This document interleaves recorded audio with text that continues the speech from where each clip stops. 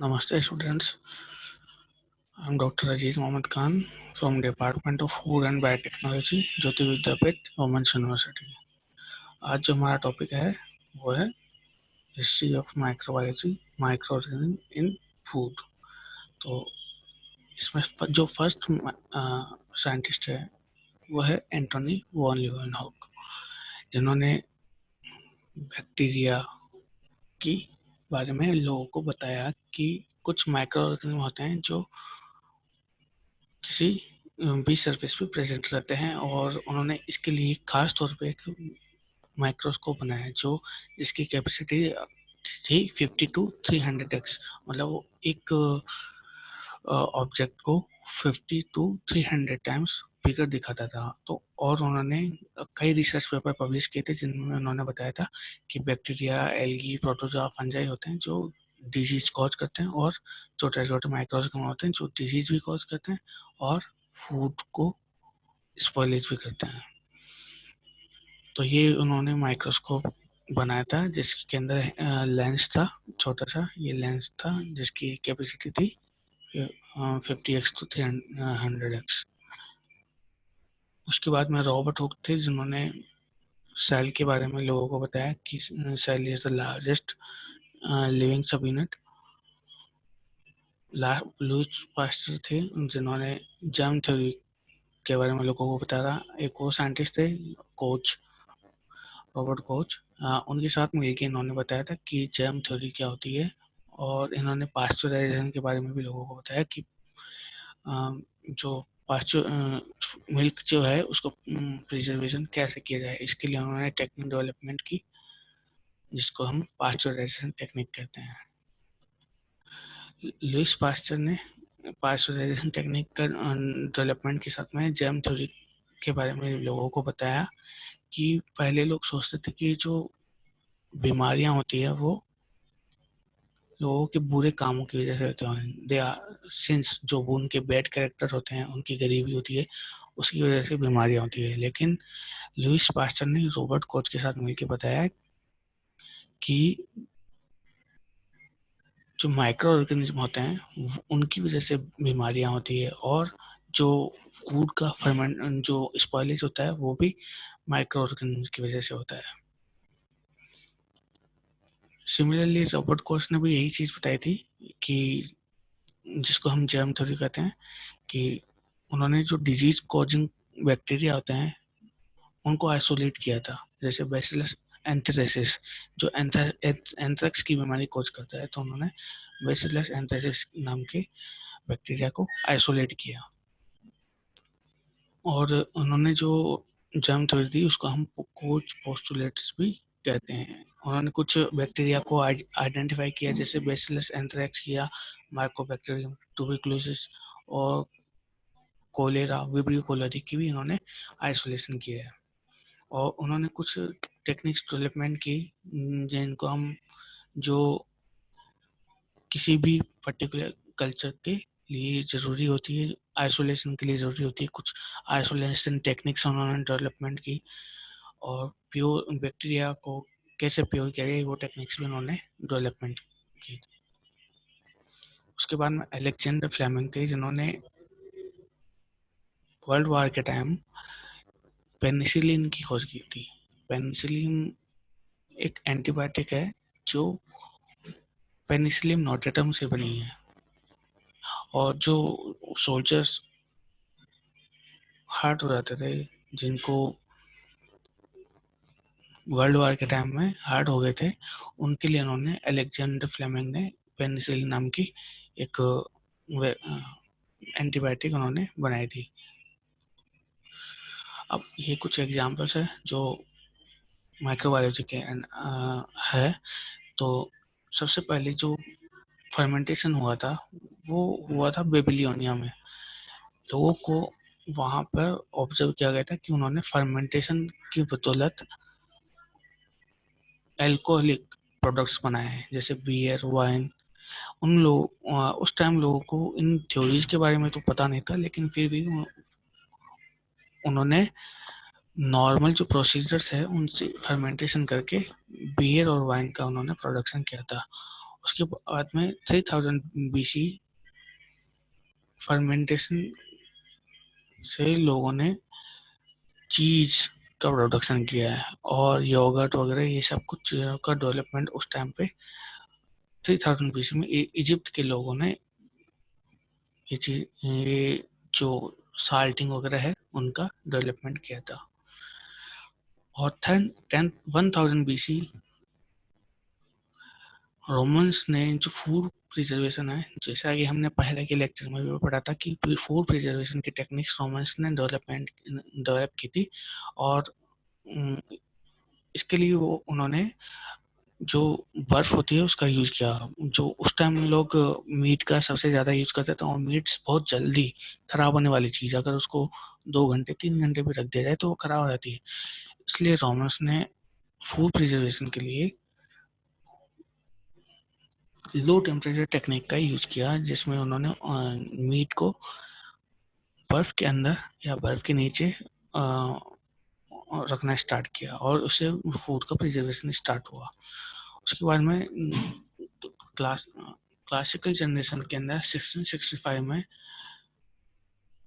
कुछ साइंटिस्ट ने एनालाइज किया कि जो मीट का जो स्पॉइलेज है वो अपने आप नहीं होता, इसमें कुछ लार्वल स्टेज होती है फ्लाइज की, जो मक्खियाँ होती है उनकी लार्वल स्टेज जनरेट हो जाती है, जिसकी वजह से फूड में स्पॉइलेज होता है। उसके बाद में 1765 में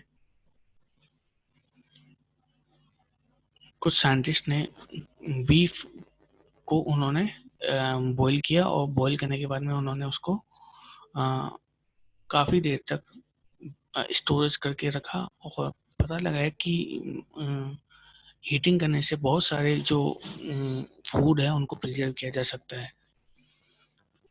उसके बाद में 1795 में फ्रेंच की गवर्नमेंट ने खास तौर पे एक नोटिफिकेशन जारी किया था, जिसमें अगर कोई फूड प्रिजर्वेशन की टेक्निक डेवलपमेंट करता है तो उसको अवार्ड दिया जाएगा। तो कुछ कन्फेक्शनर्स थे जिन्होंने एक खास तौर पे एक ग्लास बोतल बनाए थे, जिसके अंदर अगर गर्म पानी करके रखा जाता है तो उसमें फूड का प्रिजर्वेशन हो सकता है। इसको हम इस टेक्निक को बाद में कैनिंग टेक्निक में भी डेवलपमेंट किया गया था।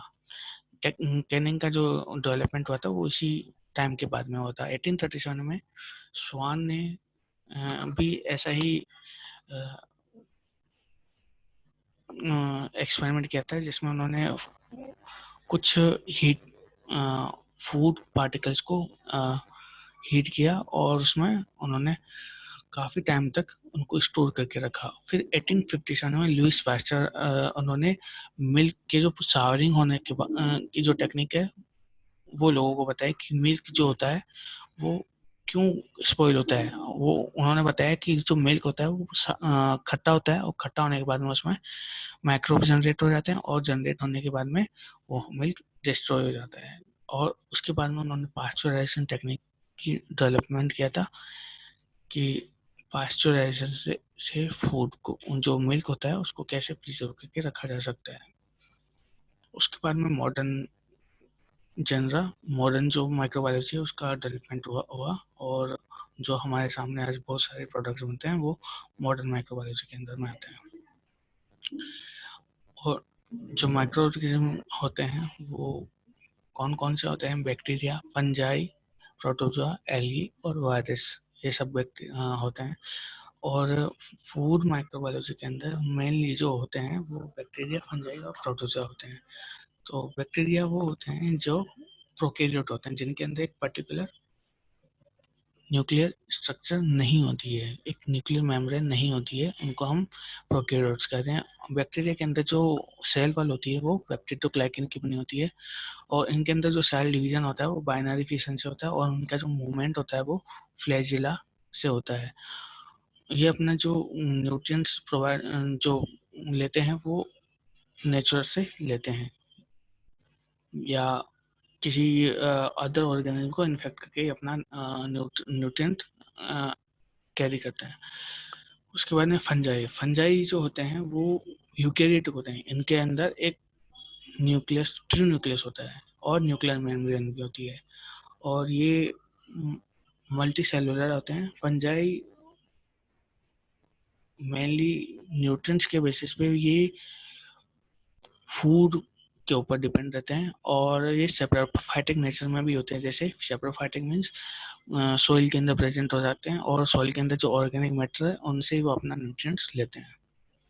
प्रोटोजोआ वो होते हैं जो यूनिसेलुलर यूकेरियोट्स या मल्टीसेलुलर यूकेरियोट्स पर अपने न्यूट्रिएंट्स पर डिपेंड करते हैं और उन्हीं के ऊपर सर्वाइव करते हैं। वहीं पे अब्जॉर्ब उनकी जो सरफेस होती है, उनकी जो सेल वॉल होती है, उनके ऊपर जाके अटैचमेंट करते हैं और उन्हीं के ऊपर जाके सर्वाइव करते हैं। एल्गी एल्गी वो होते हैं जो यूनिसेलुलर और मल्टीसेलुलर दोनों फॉर्म में होते हैं। एल्गी जो होते हैं उनका नरिशमेंट जो होता है वो फोटोसिंथेसिस के थ्रू होता है, और ऐसा भी माना जाता है कि जो प्लांट्स का जो जनरेशन हुआ है वो एल्गी के थ्रू हुआ है। जो प्लांट्स बने हैं वो एल्गी से ही प्लांट्स का डेवलपमेंट हुआ है। तो जो फोटोसिंथेसिस की जो स्टेज है वो एल्गी के अंदर प्रेजेंट रहती है, और ऑक्सीजन और कार्बोहाइड्रेट जो होते हैं वो एल्गी लेती है और उनसे अपना न्यूट्रिएंट्स लेती है। वायरसेस वो होते हैं जो नॉन सेलुलर स्ट्रक्चर होते हैं, और ये अदर सेल्स पे, ठीक है, चाहे वो प्रोकैरियोटिक हो चाहे यूकैरियोटिक हो, उनके ऊपर डिपेंड रहते हैं। इनके अंदर खास बात ये होती है कि इनके पास अगर डीएनए और आरएनए दोनों होता है, और ये अपना डीएनए और आरएनए इंसर्ट कर देते हैं और उसी से अपना सर्वाइवल करते हैं। इनके पास में एक प्रोटीन कोट होता है जो इसकी पैथोजेनिक नेचर के लिए रेस्पॉन्सिबल होता है। ये बैक्टीरिया के बारे में है कि बैक्टीरिया रोड शेप होते हैं तो उनको बेसिलस बोलते हैं। ये जो शेप है इसको रोड शेप बोलते हैं, उसको बेसिलस बैक्टीरिया बोलते हैं। अगर बैक्टीरिया की शेप स्पाइरल होती है तो इसको स्पायरोकीट कहते हैं। अगर बैक्टीरिया की स्ट्रक्चर राउंड शेप में होता है तो उसको कोकस बोलते हैं, और अगर बैक्टीरिया की स्ट्रक्चर कोमा शेप में होती है तो उसको विब्रियो बोलते हैं। और डिप्लोकोकस वो होते हैं जिनमें अगर एक कोकस बैक्टीरिया दूसरे कोकस बैक्टीरिया से मिल जाते हैं तो उसको डिप्लोकोकाई बोलते हैं। Coccus means singular, cocci means plural. Coccus means round shape bacteria, और दो राउंड शेप बैक्टीरिया अगर मिल जाते हैं तो उसको डिप्लोकोकाई कहते हैं। अगर ये एक कोकस और एक बेसिलाई एक दूसरे से मिल जाते हैं तो उसको कोको बेसिलाई कहते हैं। उसी तरीके से अगर जो कोकस कोकाई जो होते हैं अगर वो बंच के फॉर्म में होते हैं तो उसको स्टेफाइलोकोकस कहते हैं। ठीक है, अगर बंच फॉर्म में होते हैं कोकस तो उसको हम बोलते हैं स्टेफाइलोकोकस, और अगर वो चेन की फॉर्म में होते हैं तो हम उसको स्ट्रेप्टोकोकस बोलते हैं। क्या बोलते हैं? स्ट्रेप्टोकोकस।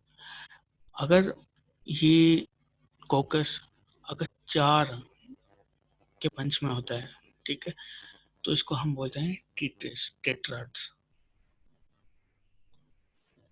ये बैक्टीरिया की सेलुलर स्ट्रक्चर है जिसके अंदर ये जो ब्लू के अंदर ये जो चारों लेयर है उसको हम बोलते हैं बैक्टीरिया की सेल वॉल। ठीक है, इसके ऊपर अपेंडेजेस होते हैं जिनको हम बोलते हैं फ्लैजिला, ये पिलाई, और इसके अंदर जो जेनेटिक मटेरियल होता है वो साइटोप्लाज्म के अंदर प्रेजेंट रहता है एक जगह पे, और इसके पास में कोई भी न्यूक्लियर मेम्ब्रेन नहीं होती है। ये साइटोप्लाज्म है जिसके अंदर सारे सेल ऑर्गेनेल्स प्रेजेंट रहते हैं। बैक्टीरिया के पास में एक अलग से एक्स्ट्रा क्रोमोसोमल डीएनए होता है जिसको हम प्लाज्मिड बोलते हैं। ये बैक्टीरिया की सेल वॉल की स्ट्रक्चर है जिसके अंदर ये ग्लाइकोकैलिक्स लेयर है और ये फॉस्फोलिपिड लेयर है। ये एक गेट है जिसके थ्रू सेलेक्टिव जो मटेरियल होते हैं वो पास थ्रू होते हैं। ग्लाइकोकैलिक्स है, ये ग्लाइकोकैलिक्स बैक्टीरिया के प्रोटेक्शन में हेल्प करती है, और पोरिन्स जो होते हैं प्रोटीन्स, ये जगह है जहाँ सेलेक्टिव मटेरियल्स मूव आउट या मूव इन करते हैं। मीजोजोम्स वो होते हैं जो बैक्टीरिया के रेस्पिरेशन के लिए रेस्पॉन्सिबल होते हैं। जैसे यूकेरियोट्स के अंदर माइटोकॉन्ड्रिया होते हैं, वैसे ही बैक्टीरिया या प्रोकैरियोट्स के अंदर मेसोसोम्स होते हैं बैक्टीरिया के रेस्पिरेशन के लिए। ये ग्राम पॉजिटिव बैक्टीरिया और ग्राम नेगेटिव बैक्टीरिया की स्ट्रक्चर है। ग्राम पॉजिटिव बैक्टीरिया के अंदर जो पेप्टिडोग्लाइकन की जो लेयर है वो ठीक होती है, और ग्राम नेगेटिव बैक्टीरिया के अंदर पेप्टिडोग्लाइकन की जो लेयर है वो पतली सी है, थिन है। इसलिए ये जो ग्राम स्ट्रेन जब देते हैं तो ये पेप्टिडोग्लाइकन की जो लेयर है वो इस स्टेन को एब्जॉर्ब कर लेती है, जबकि थिन लेयर होने की वजह से जो पेप्टिडोग्लाइकन की जो थिन लेयर होने की वजह से ग्राम स्ट्रेन जो है वो ग्राम नेगेटिव बैक्टीरिया एब्जॉर्ब नहीं कर पाता है, जिसकी वजह से जब इथेनॉल जब हम डालते हैं तो ये क्रिस्टल वायलेट जो होता है वो बैक्टीरिया वॉश आउट हो जाता है, जिसकी वजह से ही जब बाद में हम जब काउंटर स्टैंड पिंक कलर डालते हैं तो उसमें पिंक कलर आता है। इसलिए ये ग्राम स्टेनिंग में पिंक कलर जो होता है वो ग्राम नेगेटिव में होता है, और वॉयलेट कलर जो होता है वो ग्राम पॉजिटिव बैक्टीरिया के लिए होता है। नेक्स्ट क्लास में हम फूड के बारे में, प्रोकैरियोट्स के स्ट्रक्चर के बारे में डिस्कस करेंगे।